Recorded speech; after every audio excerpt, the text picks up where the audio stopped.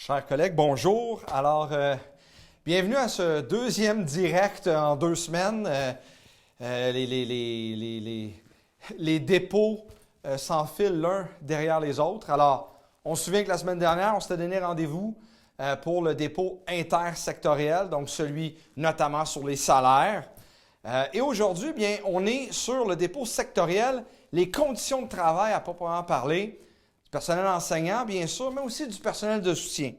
Alors, je suis en direct du bureau du syndicat, cette fois-là, pas en direct d'un hôtel à Québec, c'est-à-dire que nos représentants étaient réunis en rencontre pour la FP2S ce matin à 10h30 et la FSE, donc les enseignants, à 13h30. Et ils ont pris connaissance du dépôt patronal. Alors maintenant, ils nous ont fait un compte-rendu de ça. On a reçu le dépôt patronal de la FSE. Malheureusement, la FP2S, pour une stratégie, donc le personnel de soutien, notre fédération qui représente le personnel de soutien, pour une stratégie qui leur appartient, n'ont pas cru bon de donner tout de suite le dépôt patronal. J'imagine que ça viendra. C'est bien malheureux, parce que nous, ce qu'on veut, c'est informer nos membres, autant le personnel enseignant, le personnel de soutien, parce qu'on est syndicat multicategoriel et on en est fiers de ça. Donc, malheureusement, aujourd'hui, on ne pourra pas faire un grand bond. On connaît quelques grandes lignes dont je ferai état à la fin de la présentation. On va commencer du côté enseignant parce que j'ai l'ensemble du dépôt patronal. Et on va se le dire, c'est vrai pour le personnel de soutien. Comme j'ai dit, on y reviendra à la fin de la présentation dans quelques minutes. Mais c'est vrai aussi pour le personnel enseignant. Comme c'était le cas il y a une semaine sur les salaires, aujourd'hui, les termes à utiliser, le terme que j'ai trouvé à la lecture de ça, c'est insultant.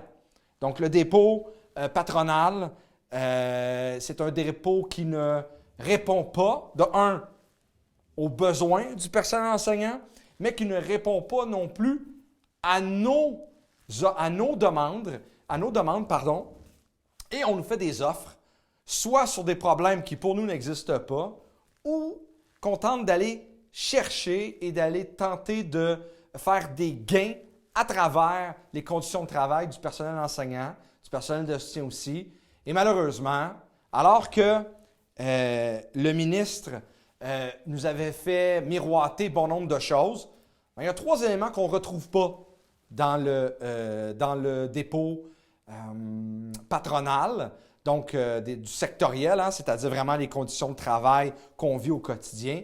Première chose, c'est les fameux forums dont on s'est parlé la semaine dernière. Mais même si nos représentants ont questionné, bien, on n'a toujours pas de réponse sur ce que vont être ces fameux forums-là, alors qu'on sait que le régime de négociation au Québec, la loi qui l'encadre, parce qu'on sait qu'on a un paquet de lois qui encadrent bon nombre d'affaires, bien, le régime de négociation, ce n'est pas prévu ces forums-là. C'est prévu d'être à une table de négociation. On attendait bien le voir. Si on avait parlé de réussite éducative à la table sectorielle, donc celle dont on a reçu le dépôt ce matin, mais force est de constater que ce n'est pas le cas. Donc, on n'en sait pas plus sur les forums. Deuxième chose, mais nos demandes de rattrapage salarial de 8 on n'y fait pas référence. On ne fait pas référence au fait que le Québec paie le moins ses enseignantes, ses enseignants à travers le Canada. Et finalement, troisième élément qu'on ne retrouve pas dans le dépôt, c'est enlever les échelons salariales que le ministre avait promis.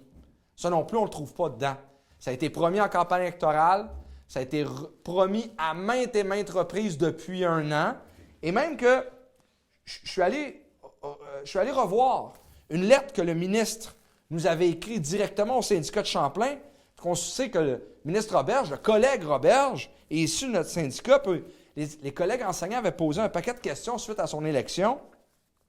Et un des éléments, d'ailleurs, vous trouvez cette lettre-là sur notre site Internet, il avait dit, à la page 4 de sa lettre, « Et contrairement au précédent gouvernement, qui, lors des dernières négociations entourant le renouvellement des conventions collectives, proposait carrément aux profs d'en faire plus avec moins.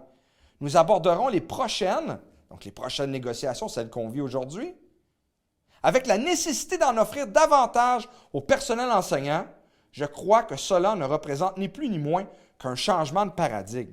Le seul changement de paradigme qui semble se dessiner aujourd'hui, c'est de ne pas respecter le régime de négociation au Québec avec les fameux forums pour parler de réussite éducative. Parce qu'au niveau du réinvestissement, dans nos conditions de travail, il n'y a rien. À date, la seule chose qu'on a, c'est 1,75 en première année d'augmentation, 1,75 la deuxième, 1,5, 1,1. Et vous le savez, j'en ai parlé amplement la dernière fois. Alors, je vous rappelle que tout au long de ma présentation, parce que je vais faire ça dans quelques secondes, si vous avez des questions, n'hésitez pas. C'est pour ça qu'on fait ça, ce direct-là. C'est pour être en mesure de répondre, de vous informer, bien sûr, mais de répondre si vous avez des questions sur le coup. Mais en même temps, on sait très bien que ça va prendre quelques jours, voire quelques semaines à assimiler tout ça. Mais on trouvait que c'était important de pouvoir faire cette présentation-là. Bien tant mieux. Les collègues de la FSA nous ont envoyé ça rapidement, puis on est capable de vous donner l'information. On va faire ça tout au long de la négo. Malheureusement, au niveau des collègues de la Fédération du personnel de soutien, ce n'est pas le cas. On aura à se questionner beaucoup là-dessus. Ceci dit, maintenant, si je prends le dépôt patronal et je fais le tour, écoutez, n'ayez crainte, il y a 80 propositions, 80 idées qui sont amenées par la partie patronale. Je dois vous avouer là, que je ne ferai pas le tour de ça, ça serait lourd. Je vais quand même vous amener quelques grands enjeux et n'ayez crainte, ceux qui se questionnent à savoir est-ce que je cache les bonnes affaires, bien, vous pourrez le lire vous-même. On va le déposer directement sur notre site Internet, tel quel, le dépôt patronal. Mais vous allez vous en rendre compte. Le gouvernement, ce qu'il tente de faire, c'est faire des gains sur le dos du personnel. C'est ni plus ni moins le dépôt de 2015 qui avait mis le feu aux poudres. On s'en souvient. Puis je vous dirais, encore plus de mépris, parce qu'on nous a fait miroiter la possibilité de s'occuper de nous. Puis là, c'est pas ça.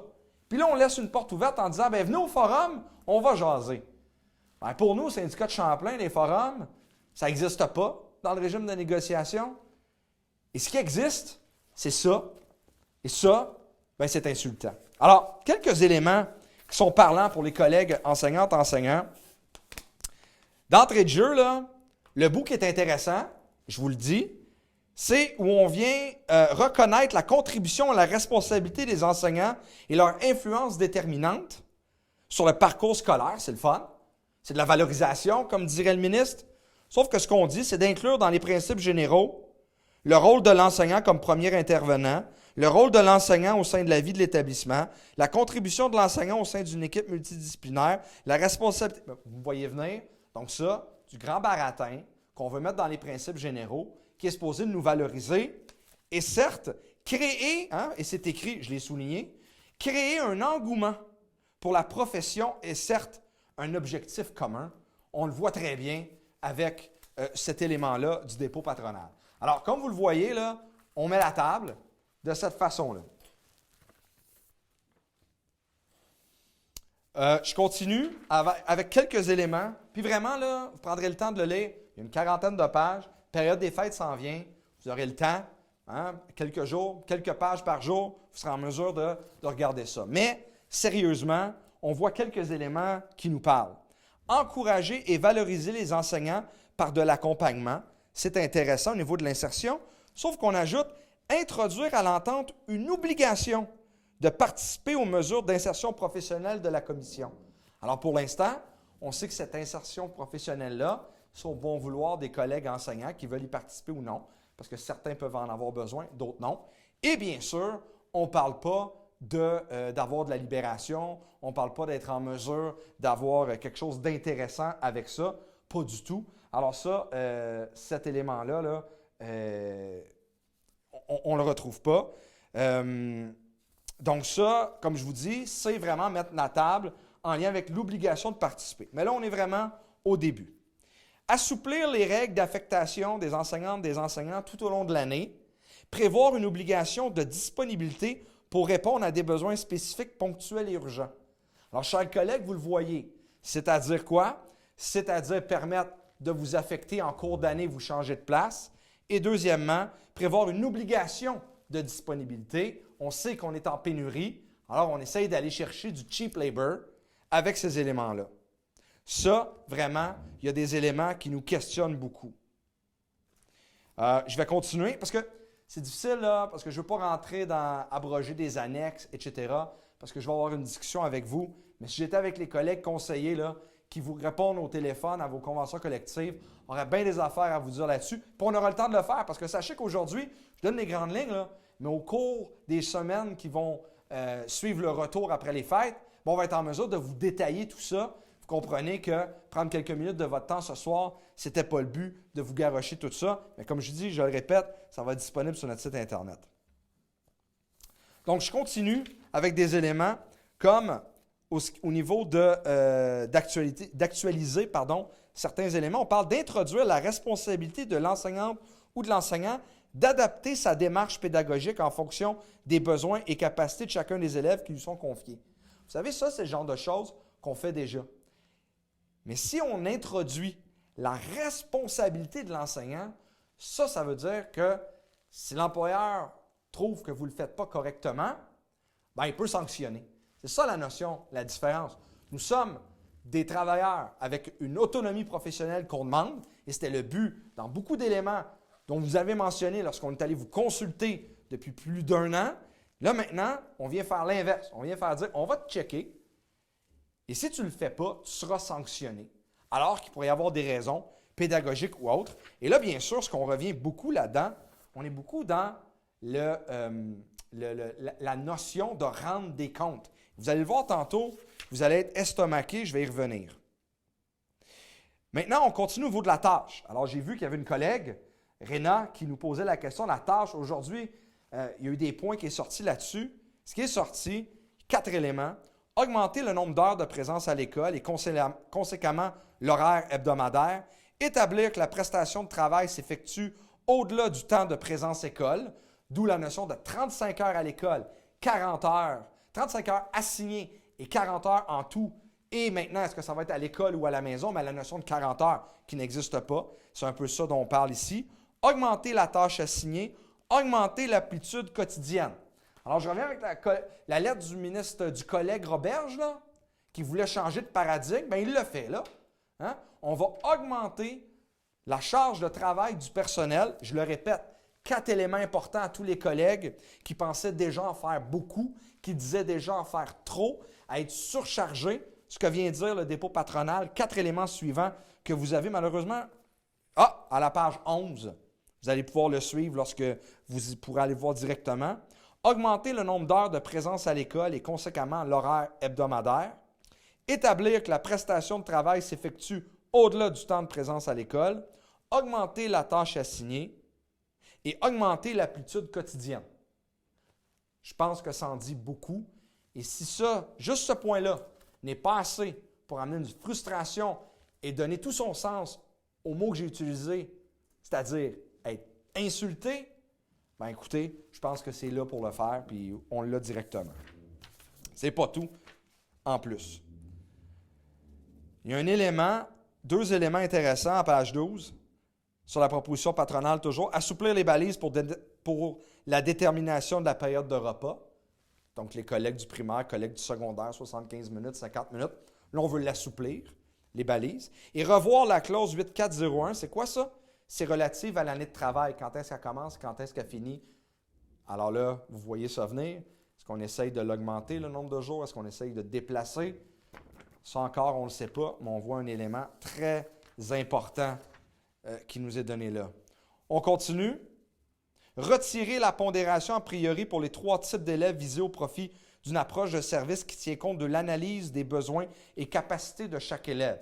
Ça revient, c'était là en 2015, c'est-à-dire enlever la pondération qui nous garantit un certain nombre d'élèves dans nos classes. Mais là, ce qu'on veut, c'est prendre chaque élève en disant, on avait déjà entendu des collègues, direction d'école, association de cadres, fédé des commissions scolaires, nous dire, bien, 2 élèves TC peuvent être différents. Donc, il pourrait y avoir une discussion dans l'école à savoir, bien, il y en a un qu'on va lui donner moins de pondération, l'autre, on lui donnera parce qu'il ne représente pas les mêmes problématiques, alors que ça nous garantissait minimalement que ça soit un peu pris en compte, parce que cet élément-là est important. Là. On trouve dans la convention collective qu'il n'y a pas assez d'éléments pour nous aider, alors que là, on veut nous en enlever. Si je regarde ici, c'est parce que j'ai certaines de vos questions. Alors, ça me permet de regarder. Et là, si je peux le faire correctement, j'ai Nathalie Perrault. Prévoir une disponibilité obligatoire, dépannage obligatoire, c'est ça. Ce que j'ai donné tantôt, c'est ça qu'on sent derrière ça. et ce n'est pas anodin de le dire comme ça a été questionné. Bien sûr, le dépôt patronal n'est pas aussi précis avec des clauses de convention collective qu'on aimerait l'avoir, mais c'est voulu aussi par la partie patronale. Mais c'est écrit là, c'est-à-dire d'avoir plus de disponibilité obligatoire. Et bien sûr, il faut lire là, du dépannage obligatoire. Et qui dit dépannage obligatoire, on pourrait même lire est-ce que ça serait payé ou non. Ça, ces éléments-là, ça va être à questionner, mais c'est la première lecture qu'on en fait. Je vais continuer parce qu'il y a des éléments que vous me posez comme question qui arrivent plus tard. Là, je vois qu'il y a des éléments qui ont filtré un peu. Il y a une personne qui dit, avant Mélanie Boivin, donc on augmente le salaire et on augmente la tâche. C'est exactement ça. On n'augmente pas le salaire, hein? Oui, on augmente le salaire. On n'augmente pas beaucoup le salaire pour l'instant. C'est ça l'enjeu. Mais on savait que déjà en demandant le 8 le gouvernement allait tenter de nous demander une contrepartie.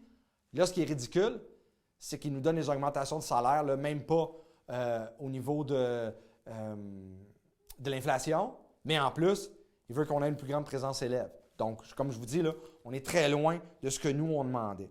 Donc, retirer la pondération, je l'ai mentionné. Je vais revenir avec certains éléments que je vois sur vos questions, mais je vais y revenir. Retirer la pondération, je l'ai dit. Et après ça, il y a retiré des démarches d'accès au service. Il existe un annexe, je ne rentrerai pas là-dedans. Ce qu'on veut, c'est la simplifier, c'est-à-dire, comme je l'ai dit tantôt, d'avoir du service, mais dans une discussion où on va dire, bien, lui, on va donner des services à cet élève-là. Imaginez le tirage de couvertes dans les écoles, qui va en demander plus, la discussion qu'il va y avoir, parce que mon élève, écoutez, là, l'histoire, là, on le sait, on l'a vu dans le passé. Les seules affaires qui fonctionnent, puis on a une orientation là-dessus au congrès de Champlain qui a eu lieu en 2017, les seules choses qui fonctionnent, c'est des éléments qui sont clairs.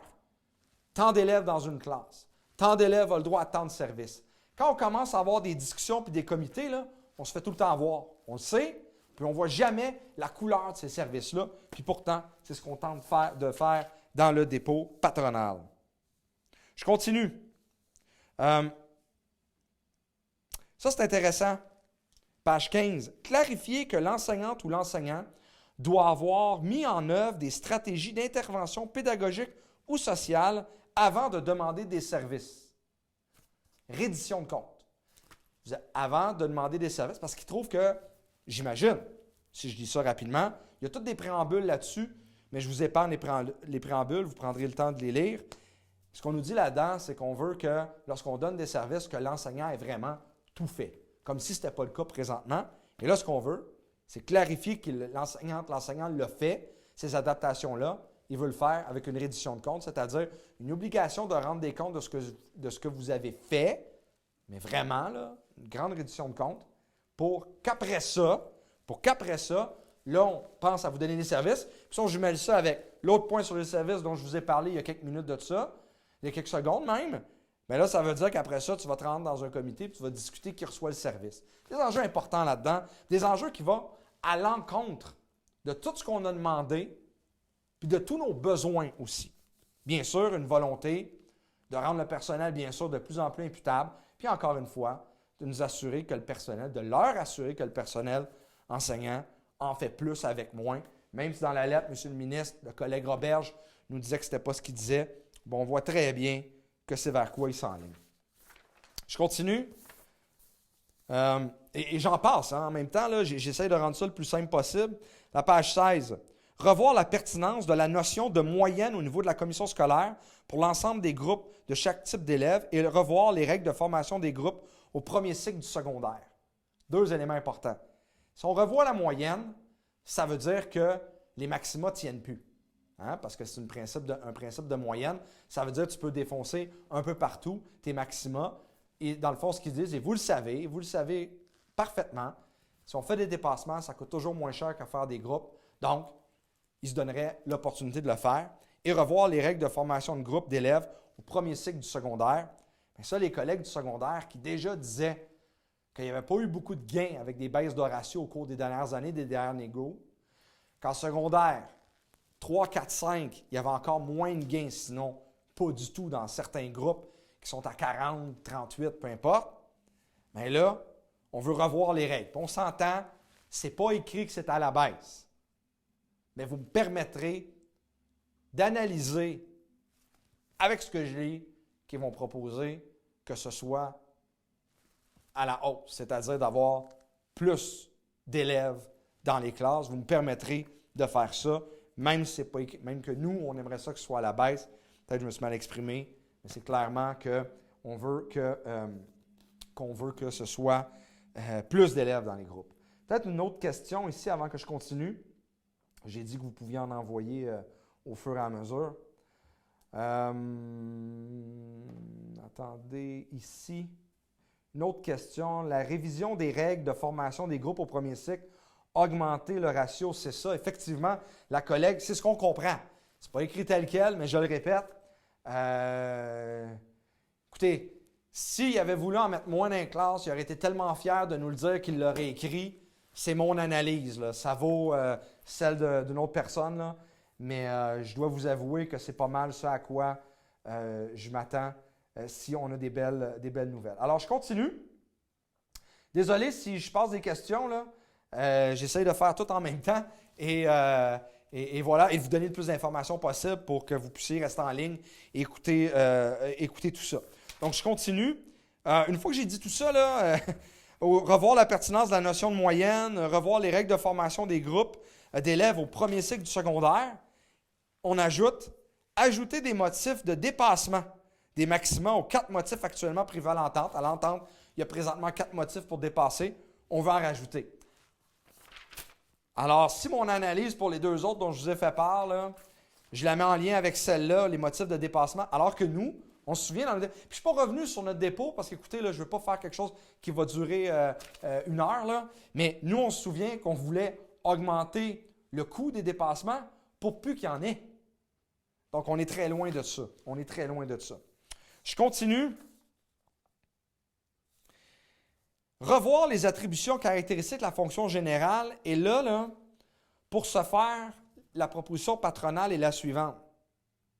3 pistes de solution. Ajouter des éléments aux attributions caractéristiques de la fonction générale. Organiser et superviser des activités étudiantes et y participer. Participer à l'organisation et au déroulement de soirées reconnaissance. Participer activement aux activités promotionnelles du centre. Alors là, quand je parlais de cheap labor, on veut vous en demander encore plus en vous disant, quand il y aura des soirées reconnaissance pour les parents, pour les bénévoles, vous serez obligé d'y participer. Vous serez obligé de participer aux activités de promotion, par exemple les collègues de l'AFP. Je ne dis pas qu'on ne le fait pas déjà. Je ne dis pas que ce n'est pas correct de ne pas le faire. Mais là, c'est l'obligation. Nous, on parle d'autonomie professionnelle.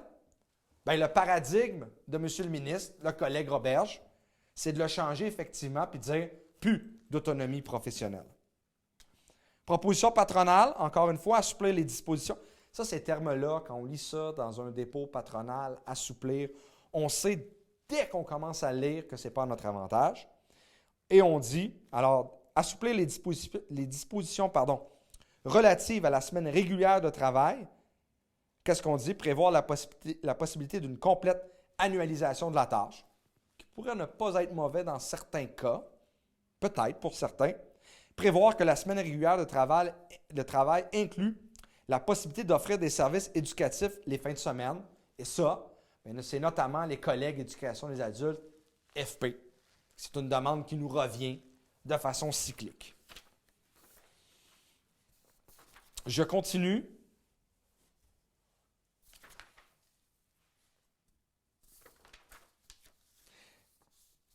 Il y a tout un élément, là, et vous prendrez le temps de le regarder au niveau des règles de rémunération. On parle des règles de rémunération pour moderniser les règles afin qu'elles correspondent à la réalité du travail effectué et des responsabilités assumées.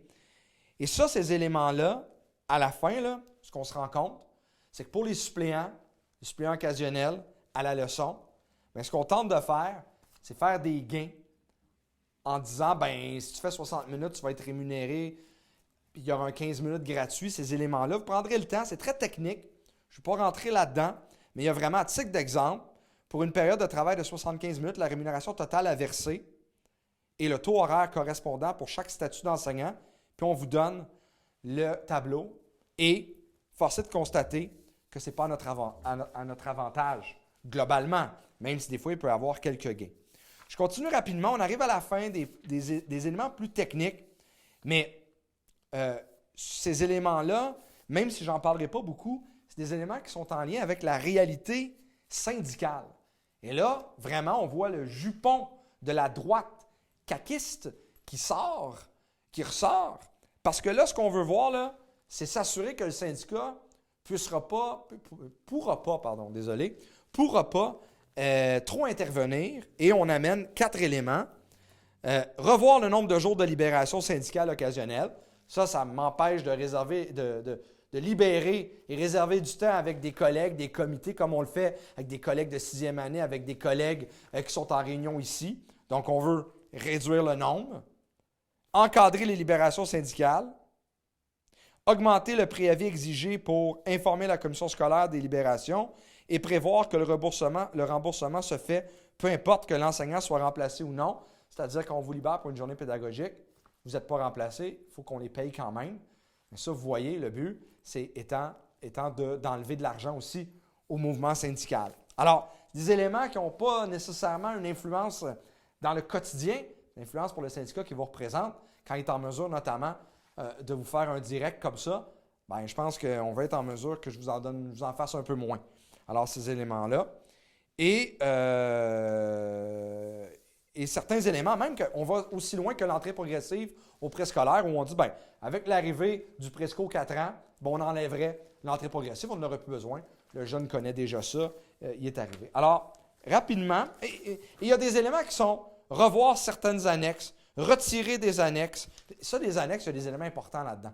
Là, on ne nous dit pas c'est lesquels, mais on nous dit, ouais, on va en revoir. Écoutez, alors, rapidement, là, je sais que je vous ai donné beaucoup d'informations. J'ai tenté de le faire le plus succinctement possible parce que j'aurais pu vous lire ça et vous faire encore plus réagir.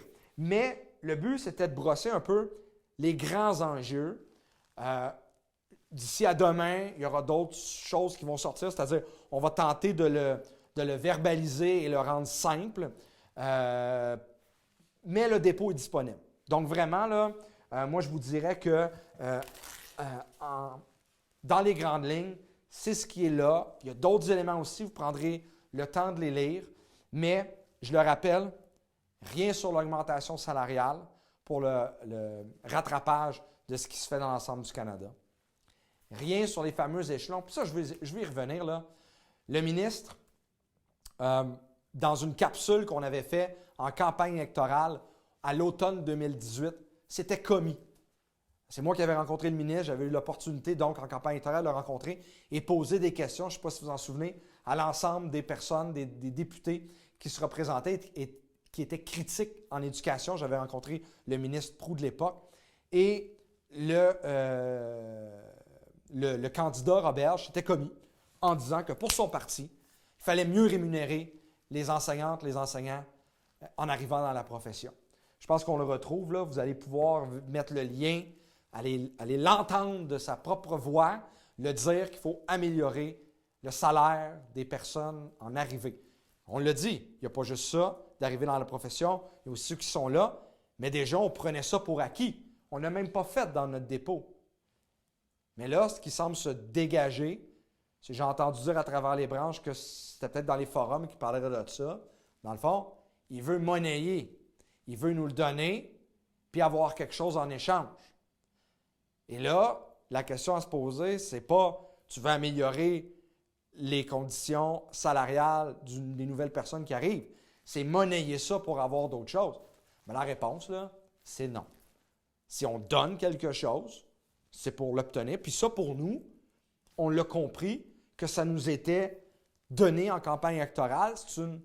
C'était pas une condition, là, mais une parole électorale qu'on voulait nous donner aux enseignantes, aux enseignants.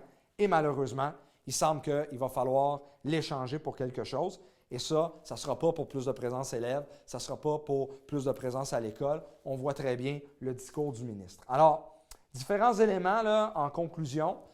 Premièrement, pour les collègues du soutien, certains éléments, comme j'ai dit, malheureusement, on n'a pas entre les mains. Même s'il a été déposé ce matin, on ne l'a pas entre les mains. Mais certains éléments, là, rapidement, on parle de moins de congés chômés, on parle de revoir les clauses de mobilité du personnel pour augmenter la mobilité du personnel, on parle de coupe dans l'assurance salaire, on parle de ne pas donner, on parle d'utiliser davantage l'ouverture de postes particuliers, qui est dans le fond un recours déguisé à la sous-traitance parce que tu peux appeler n'importe qui puis ouvrir un poste particulier et empêcher le temps supplémentaire, donc augmenter le plafond pour pouvoir faire du temps supplémentaire. Alors rapidement, c'était certains éléments, mais écoutez, là, si le personnel enseignant a eu un dépôt aussi insultant, bien le dépôt, l'information que j'ai concernant le dépôt du personnel de soutien l'est tout autant. Alors en conclusion, à moins qu'il y ait d'autres questions, j'en ai vu certaines, je ne sais pas s'il y en a d'autres auxquelles je peux répondre. Mais en gros, là, il y a plusieurs éléments. Premièrement, le gouvernement aurait pu ne pas imiter 2015, mais c'est ce qu'il a fait. Le dépôt patronal ressemble beaucoup à celui de 2015. Certains diront pire. Un. Deuxièmement, les syndicats ne demandent pas de jouer dans le film du psychodrame de la négociation. Le gouvernement avait entre les mains, avec les surplus budgétaires, avec sa priorité l'éducation, tout dans les mains pour être en mesure de ne pas nous faire jouer dans le psychodrame de la négo et de nous donner quelque chose d'une base de négociation intéressante en donnant ces éléments. Peut-être effectivement avoir des idées, peut-être être en désaccord sur certains éléments, mais quand même avoir une base de discussion. Ça, ce qui nous a été déposé, ce n'est même pas une base de discussion. Et finalement, on est en train de se demander si le collègue Roberge a réellement et l'oreille du premier ministre et l'oreille du président du Conseil du Trésor pour aller lui tirer en disant « Je veux donner plus d'argent aux collègues enseignants. » C'est à se demander. Parce que le discours est là, on l'a entendu et réentendu, mais dans le concret, il n'y a rien. Donc, est-ce que d'un côté, le ministre Roberge, on pourrait même dire qu'il est isolé avec son intérêt de prendre soin du personnel enseignant, même du personnel de soutien? Ça sera à lui de nous le dire, mais pour l'instant, ce n'est pas ça du tout qu'on voit. Ce qui est là-dedans, c'est vraiment quelque chose qui est insultant. Alors écoutez, j'ai tenté, là, tant bien que mal, de vous donner plus d'informations, mais en même temps le plus simplement possible. Je le répète, le dépôt va être sur le site Internet du syndicat de Champlain. Vous pourrez donner l'information à vos collègues. Ce que j'ai dit, on le retrouve là-dedans tel quel. Oui, il y a une partie d'analyse, mais vous me comprendrez que cette analyse-là, ça ne se fera pas différemment de ce film-là qu'on a vu en 2015 et même, je dirais, à certains égards en 2010. Et finalement, je vais vous dire, il reste quelques jours. On va se quitter après ça pour la période des fêtes. Dès le retour en janvier, on sera en mesure de vous donner encore plus d'informations détaillées. Et après ça, bon, on aura à se revoir. On aura à se dire quelle va être la suite des choses. Et vous la connaissez, cette suite-là. J'espère qu'on sera là ensemble. D'ici là, comme je vous dis, n'hésitez pas à poser des questions. On va continuer à y répondre, même si on n'est plus en ligne, que ce soit un peu plus tard ce soir ou demain. Mais soyez assurés qu'on va être en mesure de faire ça. Alors, merci d'avoir pris le temps d'écouter, d'avoir pris le temps de poser quelques questions. Je sais que vous êtes abasourdis avec tout ça, mais je vais quand même vous souhaiter une joyeuse période des fêtes et on se revoit. Et je pense qu'on aura l'occasion amplement d'avoir ces discussions-là ensemble et d'être en mesure de se dire, maintenant, il faut que ça change.